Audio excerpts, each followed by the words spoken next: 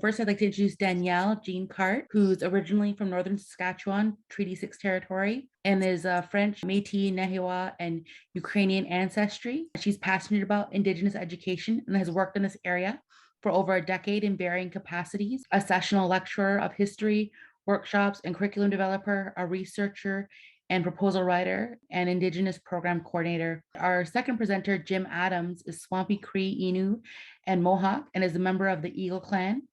And he has worked as a trainer with the OFIFC since April of 2018. He's passionate about his culture and has been working on projects to raise awareness of the Indigenous presence in urban settings. So welcome, Danielle and Jim. So Miigwech, thank you so much for having us. We're really, we always get excited when we get to talk about this work that we do. So I'm going to let Jim take it away. So what we'd like to do is take a little bit of time and talk to you about the Kizhaay Anishinaabe Niin, our Kind Man program. And just to let you know, it's an Indigenous education approach to engage the men of our communities to end violence against Indigenous women. Just a little bit of history. In 2005, the OFIFC facilitated an Indigenous Male Voices Advisory Committee. It was this committee that was going to go on later on to contribute to the original vision for the Kizhaay Anishinaabe Niin program. And in 2006, the Kizhaay Anishinaabe Niin program was developed. And I believe in 2008, we opened it up to 4 sites to actually try to test the program out. The OFIFC has consistently worked towards ending violence against Indigenous women.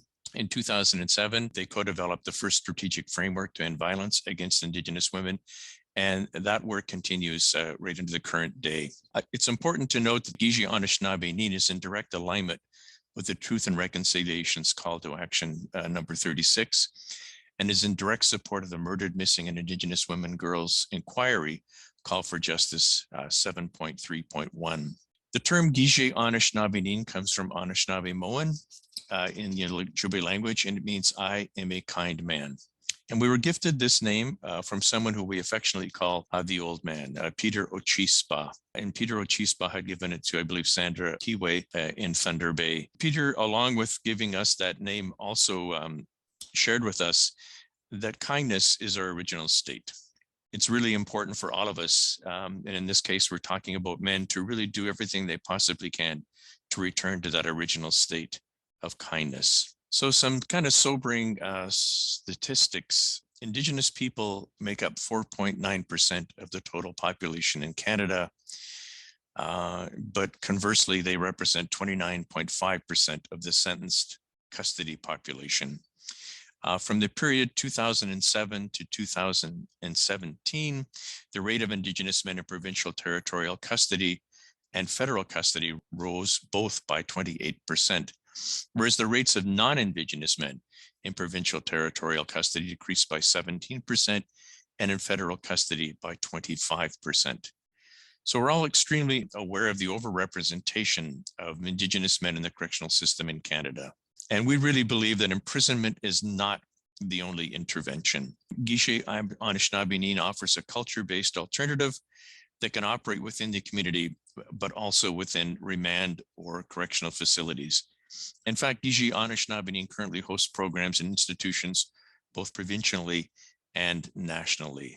However, the majority of our programs operate in friendship centers, operate in 26 friendship centers currently, and we also have 4 delivery sites where we operate. One of those being Anoktik Healing Lodge, and the other is at Lucia Family Healing Center in London, Ontario.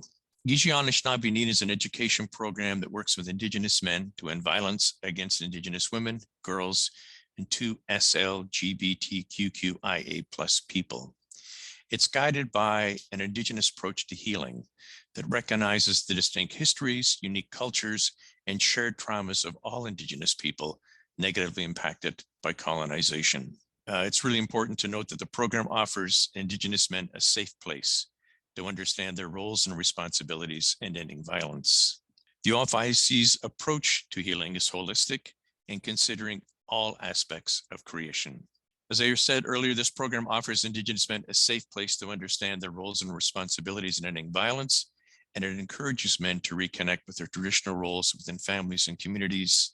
Culture is really a huge cornerstone of the 12-week program that we offer, and we find that it is when men are able to reconnect with their culture again that they really begin to make some positive impacts on their own healing journey. So right now, I'm just going to quickly, I'm going to talk about the goals and objectives of Kizhaay Anishinaabe Niin. But prior to that, just to make it clear that in the last little bit, it's been going through a series of edits when we start talking about the program, and later on when I talk about the 12-week program, to be more inclusive of gender diverse and two-spirit peoples. So a lot of our curriculum has changed over time. So it's a little bit different than it was a few years ago. And we're hoping with feedback from our facilitators and our coordinators that it becomes a really wonderful program that actually includes everyone when we talk about violence against Indigenous peoples in communities. But going through the goals and objectives. So just to step through them: reclaim and revitalize men's responsibilities to end violence against Indigenous women, girls, two-spirit and gender diverse peoples, ensure access to Indigenous cultural values, increase understanding of traditional roles and responsibilities based on local Indigenous knowledges. And we talk about those roles and responsibilities a lot. And when I say roles, we really do discuss, the idea of what was a provider, the contributor, protecting, role modeling, mentoring. And we talk about what that looked like traditionally in societies. And then what does that look like in the modern day? And that's what we try to discuss during trainings. Increase that understanding, but promote resiliency by empowering men to acknowledge and resolve trauma. And that's intergenerational and historical trauma that we speak about, and improve men's well-being and foster community wellness. So like Jim said, this is a space for men and male youth to come together. They can impact all of that in terms of the goals and objectives, but we also examine those historical influences, intergenerational and historical trauma. We encourage men to understand and reconnect with their roles and responsibilities, as mentioned prior, and understanding how those roles work within their communities and their families. So kind of stressing that. The overall purpose of that campaign, of course, is to engage men to end violence against women, girls, two-spirit and gender diverse peoples. So it's providing that education to address issues of abuse, to reestablish traditional responsibilities by acknowledging that our teachings have never tolerated violence or abuse in our communities, to inspire men to engage other men to be involved and stop the abuse. And it's also to support Indigenous men who choose not to use violence. So having those discussions in a really safe space where there's someone to facilitate that conversation with men. So also I should say that Kizhaay Anishinaabe Niin is very clear in our position that Indigenous men are not the sole cause, of course, of violence against Indigenous women, girls, two-spirit and gender diverse peoples, that there's been a long history of violence against Indigenous people overall, and particularly violence against Indigenous women historically in communities that have been perpetuated by non-Indigenous men. However, Kizhaay Anishinaabe Niin, we do recognize that Indigenous men do contribute to this violence, and we speak to it quite a bit within our trainings, and therefore they have the responsibility to end that violence. Kizhaay Anishinaabe Niin involves the following elements: intensive one-on-one counseling for men who have been violent, witnessed violence, and or have experienced trauma. So this part of our program is usually, when Jim mentioned, we have 26 friendship centers, and we do have this program running throughout. And often it's the Kizhaay Anishinaabe Niin coordinator who has been trained in counseling, who meets with these men one-on-one. We have group-based activities. This could be anything from sharing circles to drum circles to elders teachings, land-based learning, public education campaigns. So that speak to individual behaviors, institutional attitudes, and public attitudes that contribute to ending violence against Indigenous women and girls, two-spirit and gender diverse peoples. So this could be folks coming together, men coming together to organize community events, support groups. It could be ceremonial activities on the land, organizing awareness campaigns. In some communities, men often, what they'll do is partner with other organizations, and they'll have maybe some rallies or parade. There were some men that took up the missing and murdered Indigenous women. They had a campaign for that, and they helped out. So lots of things can happen within this. So the 12-week program. So as a vehicle of change, the Kizhaay Anishinaabe Niin, I am a kind I Am a Kind Man program acknowledges that it's not a standalone approach and that whole communities must be committed to being leaders of change, taking action to end violence against Indigenous women, girls, Two-Spirit, and gender diverse peoples. So when we talk about this 12-week program is ongoing at times, it was created to engage Indigenous men in raising awareness and enhancing their understanding by supporting men in coming together to end the violence, offering, of course, men a safe space to understand their roles and responsibilities in ending that violence, but exploring sexism, male privilege, homophobia, transphobia, unpacking systems of power, which I'm sure that will come up again in this conference, and actually analyzing that, having a sharing circle, unpacking what it means, where does that power come from, and understanding how it can get resolved, how to resolve that anger. So they have those conversations as well. They talk about those really challenging questions that, men might face outside of the program by other people. They unpack stereotypes that often a lot of Indigenous men that we spoke to say that they haven't had a chance to actually sit in a room and talk about all of these impositions that have been placed on men and male youth for such a long time, and they haven't been able to talk about it. So this is a space to do that in, and examining traditional leadership and governments to understand that history that has changed over time due to detrimental legislation, due to the fact that we've had colonial powers kind of come in and divide us and create these binaries between men and women. So we talk about that. That is the type of stuff we explore. So it goes for, it's 12 weeks, of course, and it's entirely culturally based. It utilizes the 7 grandfathers teachings in addition to other teachings, depending on the facilitator, because the facilitator or the coordinator that is actually putting on this training is welcome to bring in their own teachings. It's also regionally dependent, local dependent. It really depends on who's in your group, as well as the person facilitating. So Cree person might want to bring in some of their own teachings. Anishinaabe might want to bring in their own teachings. We have a variety. It's open to that. It's very flexible. So this is the framework in promoting positive change and development in the lives of Indigenous men and male youth. So over these 12 weeks, there'll be a series of group-based activities. They will work on a public education campaign that they will later take back to their home communities.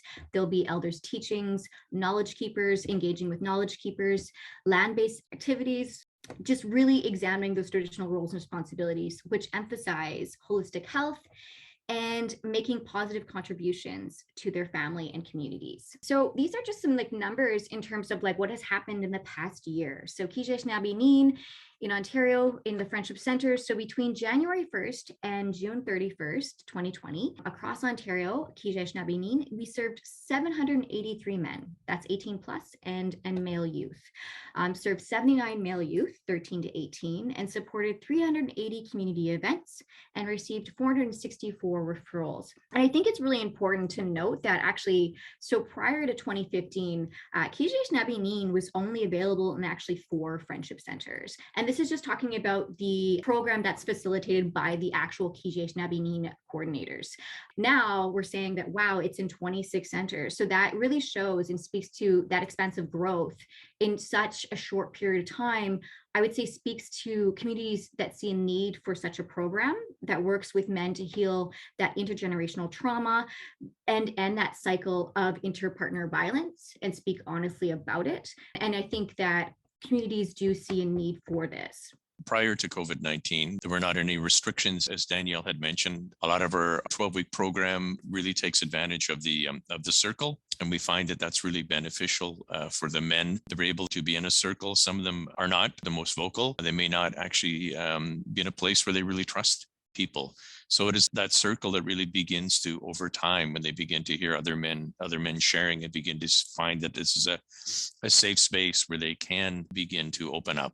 We find that's really, really helpful. And it was really the cornerstone, as I said, of our program. And once COVID came along, we realized that there were going to be restrictions put on things. The coordinators and the community facilitators and the friendship centers and delivery sites were also extremely aware that what was more than likely going to happen was there would be an increase in intimate partner violence. And keeping that in mind, I just want to really share that the coordinators and the facilitators became incredibly creative in ways to deliver the program because the community still needed them. There's still a need very much for programs that are going to help men end violence against Indigenous women and girls and 2SL LGBTQIA plus people. And so one of the ways that they began to do it, as Daniel had said, that our program coordinators are trained in one-on-one counseling. And so often what they would do is they would mentor the community facilitators in that aspect of the training because they just couldn't meet in large groups anymore. And so often they would then be having either a Zoom session or they would actually meet over their phones. In some cases, it was really, really difficult to do Zoom sessions because the technology just wasn't there. In some of the more remote communities, and also a lot of the people just did not have the laptops. They may have had a cell phone. And so they became very, very creative and they kept doing the one-on-one counseling sessions. Some of them would even try to do the 12-week program while using their phone. We found that because we couldn't meet in groups, there was still a need for the community to know that the men were there. We still need to get out there and deliver the message of ending violence against Indigenous women and girls.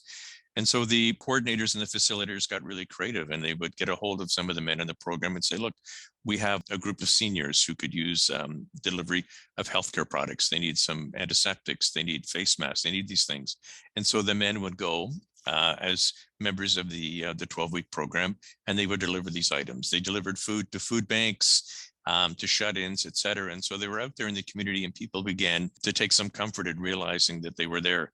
We delivered a training last week, a program coordinator training, and we had a number of people from the community in that training, and they were saying that in places like an Arctic Healing Lodge and other spots, that they said how grateful they were that Kizhaay Anishinaabe Niin was still operating because the PARS program had shut down and hasn't been operating for over 2 years. And so they needed an anti-violence program. And so they were really, really grateful that Kizhaay Anishinaabe Niin was still continuing on delivering things, still meeting the guidelines put on by the provincial health organization, but they were still out there doing things. And it's really important just to stress that we are still out there doing it. We're finding creative ways. As Danielle said, the men really like to be outdoors. And that's what one of the coordinators, we can meet outside and we can social distance and we'll do some cultural activities. We will do some trapping, gathering of cedar, a lot of different other activities, cultural-based activities that would then allow them to still continue delivering that program. Through the evolution and expansion of the program, there's been a strong demand for culture-based and holistic interventions. And the justice sector is very much aware of it.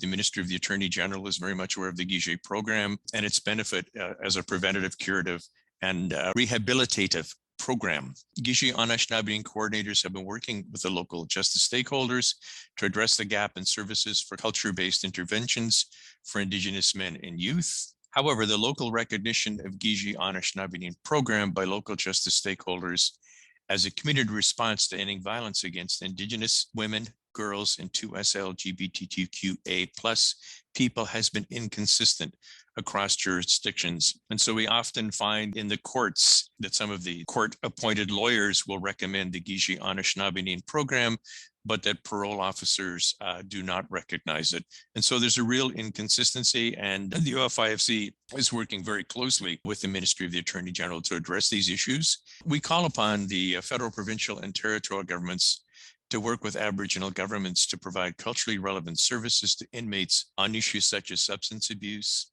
family and domestic violence, and overcoming the experience of having been sexually abused. And this is an action call in the TRC. We also call upon all governments and health service providers to support Indigenous-led prevention initiatives in the areas of health and community awareness, including but not limited to programming for Indigenous men and boys.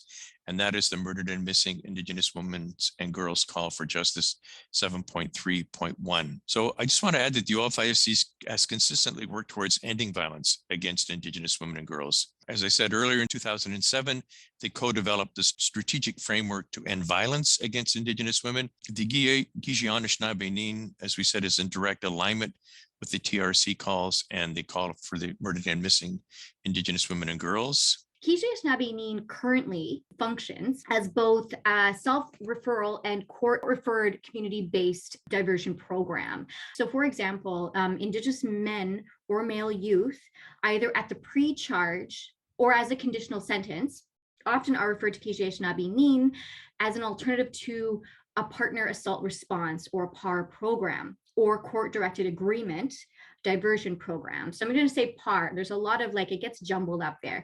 But most of the work at the post-charge state, such as probation or parole offices, as well as some correctional institutions, and it happens there, but it takes a lot longer. It takes a really great deal of time.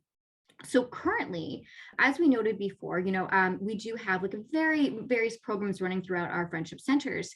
And so the Indigenous Community Justice Program in friendship centers, and there's a lot of community justice workers throughout our friendship centers, has received a designation as an intimate partner violence, or PAR, intimate partner violence prevention program, through the Ministry of the Attorney General. So through this, Indigenous men and youth with charges related to domestic violence can be referred through the Indigenous Community Justice Program into Kizhaay Anishinaabe Niin as part of their healing plan to address their offense. Sometimes the OFIFC, we talk in acronyms a lot, and when I write them out, I'm like, wow, those are long words, and they get jumbled. So that's essentially what's happening currently. However, currently, we're working towards designating Kizhaay Anishinaabe Niin as a standalone IPVP program, so an intimate partner violence program, in consultation with ministerial partners. So that's what's currently happening on the ground right now.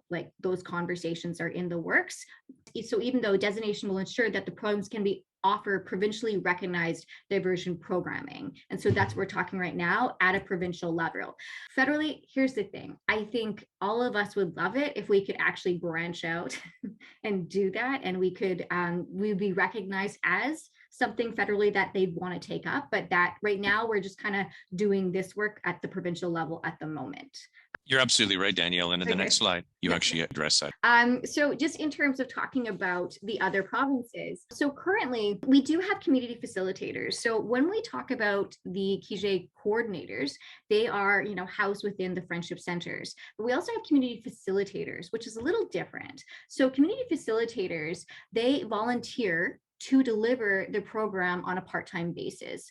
And they generally are part of their work. They are existing within existing Indigenous organizations. So they are working within an existing organization. They've went through our program and they're working as a Kizhaay Anishinaabe Niin community facilitator part-time. Sometimes even 5% of their work is that within their own organization. So we do have that. But there are examples of people being independent of organizations too as well. So community facilitators, if they do not fulfill the required program components, they cannot be facilitators. So we do have quite an intensive program for them to go through in order to become community facilitators. So right now, we do have facilitators that are active across Ontario. So community facilitators do exist across Ontario, as well as Alberta, BC, the Yukon, and Saskatchewan. So every year, the OFIC trains a minimum of 10 new Kizhaay Anishinaabe Niin volunteer community facilitators. So in 2021, we have approved 60 new Kizhaay Anishinaabe Niin volunteer community facilitators. And actually, we have another training coming up in a week to actually train more community facilitators. And through that training, so it's a 5-day, pretty extensive training, and it goes through kind of all the things I talked about, even in terms of the 12-week. Kind of maps out and matches the 12-week program. Again, men will unpack certain things that are going on, historical trauma. They'll unpack stereotypes. They will become better at facilitating conversations with men in their communities. And they'll do those community-based activities, that public education campaigns and whatnot as well. So we do have that. There is an assessment process, and you cannot train Kizhaay Anishinaabe Niin if you haven't went through it and you haven't kind of went through our assessment process. So throughout that, I know maybe Jim can speak more to it, but yeah, there is definitely a process, but we invite people to come and take the training to become community Kizhaay Anishinaabe Niin facilitators. So if you're interested in becoming one, please contact our organization and we'll provide you with an application package and identify the next dates of the training. If I could just add, so for the program coordinators can identify as male or female.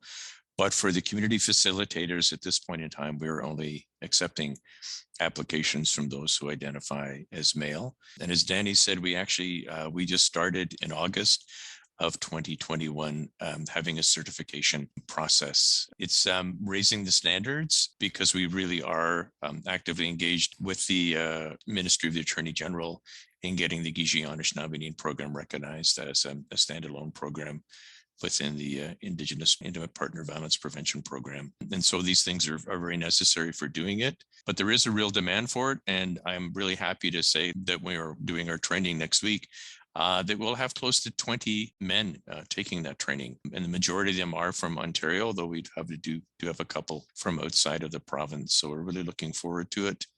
So it's actually 26 friendship centers of the program. Yes, there is a list. If you go on, Monica, to the OFIFC website, there you can hit a tab that takes you to the Kizhaay Anishinaabe Niin program. And there they actually will list all of the different friendship centers that offer the Kizhaay Anishinaabe Niin program. If you have any difficulties with that at all, please don't hesitate to contact me at the OFIFC. My email is jadams@ofifc.org. Or you can get a hold of Danielle as well. So it would be djeancart@ofifc.org, or our fellow Kizhaay Anishinaabe Niin Ganawaytuan trainer, Carrington Christmas. So it would be cchristmas@ofifc.org. And one of the three of us would certainly be able to help you out with that. I know in earlier sessions, some folks asked about, what are those strategies? What are those tactics that folks can be using to encourage men in their communities or men in their lives to begin taking a program like this? You talked about self-referral, but how might we encourage some folks to get to that self-referral stage? Well, I think everyone is on their own journey, so it can be really, really difficult. And sometimes as a man, I can say this, sometimes we're stubborn. We're stubborn to a fault. So one of the ways that I think is probably a gentle way of doing it is to make sure that there are mentors around them where there are men around them who are strong role models, who they can see are men who know what their roles and responsibilities are, and not necessarily men who can say, look, I've never done this, I've never done that. No, sometimes there will be men who have been violent, who have a past that they are healing from. And sometimes those are the best role models because they can say, look, until I took this program, I had a real problem. I didn't know why I was angry. I didn't know what my triggers were. I didn't know why these things were affecting me. And then I took the Kizhaay Anishinaabe Niin program and I began to understand. They began to talk to me about the impacts of colonization. They began to talk to me about healthy role modeling. They began to talk to me about how to behave as a man. They began to talk to me about my original state of kindness and how to begin my journey to get back to that. And so I think that's one way of certainly doing it. We have another question from the chat. Arlene would like to know the age categories of your participants. Well, I think we said that for the men, we do have a youth program that we're working on, but right now the youngest that we'll take in the program that we offer to the men is 18. There was a youth program, I think it's still there, but we're developing a new youth program, and that would deal with young men between 13 and 18 years of age. And then we have another question about follow-up processes. So I guess, how do you keep your connections with clients once they're done the program? I'm not quite sure how, I don't really know that there is a process for that right now, but I think that's where having mentors and role models and having men who are in the program, keeping in touch. There are statistics available and we have a number of success stories. So one of them would be Dennis White-Eye at Losha, who has a number of men who have been in the program for 7-8 years. They graduated from the program, but they still come back and they work as mentors within that program. They're the ones who help to refer people, other men, to the program. So that's one thing that we're tending to find, is that there is a great referral rate and men are they build up this network. And I think you'll find that another man that you can actually be honest with and share things with, it's pretty rare to feel that comfortable with another man. So you're probably going to continue on maintaining that friendship because it's a healthy and a regenerating of goodwill and healing type of friendship. So we find that a lot of those continue on afterwards. Amazing. And we have Prairie Sky Young Brown with her hand up. Yeah, I actually work with Jim and Danielle at the OFIFC, and I'm field support for Kizhaay Anishinaabe Niin. And I can just give a little more detail about the follow-up process and after clients or participants of the program leave, and the role of particularly the program coordinator. A lot of the coordinators, pretty much all of the coordinators, they build a strong relationship with the men in the program. The coordinators really want to see the success of the men, and they go above and beyond to keep in contact and ensure that there are support systems for the men. And if the men feel they need more support, they know they have that safety net with the program coordinator of Kizhaay Anishinaabe Niin. What a lot of the coordinators do, they just like pick up the phone and say, hey, are you good? If you're not, like come through and we can like talk it out. Like mentioned in the presentation, the coordinators are becoming very creative and like they're honing in on the land-based activities. That's the way that the men can keep in touch and like do the follow-up processes. We have a question from Monica Rutledge, who says, does this program also include persons who identify as transgender, LGBTQS, and have you had persons who identify as, and did they feel welcomed? Yeah, we have. I delivered a program for community facilitators about 3 years ago, where we had 2 people in the program identified as two-spirited. And actually, the traditional knowledge keeper that we had there, from their background, they had never heard about two-spirit. And it was very gratifying, because after these 2 people had shared, they stood up with tears in their eyes and thanked them for this teaching, because they said, I've lived my number of years, and they listed how old they were, several decades, and said, never in my entire life have I ever heard these teachings. So I want to thank you for it. So yes, we do have them. They are welcomed.